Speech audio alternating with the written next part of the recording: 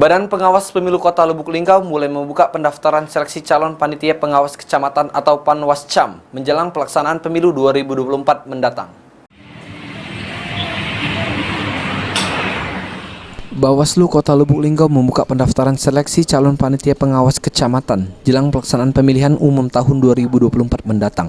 Pendaftaran seleksi Panwascam telah dibuka sejak tanggal 21 hingga 27 September 2022.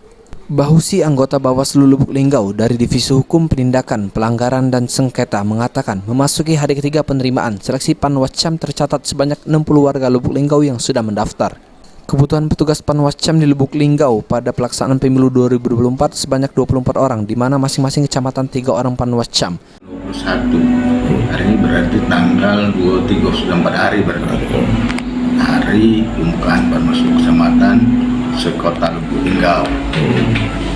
Pendaftarnya sudah banyak animo masyarakat. Panwaslu kecamatan itu 3 orang per kecamatan. Jadi keseluruhan jumlahnya berapa? Keseluruhan 24 orang nantinya terpilih menjadi komisioner atau Panwaslu kecamatan. Sesuai jadwal hasil seleksi Panwascam akan ditetapkan pada Oktober 2022 dan selanjutnya akan bertugas pada tahapan pemilihan legislatif hingga pemilihan kepala daerah dan pemilihan presiden 2024. Tri Hajaria, PAL TV.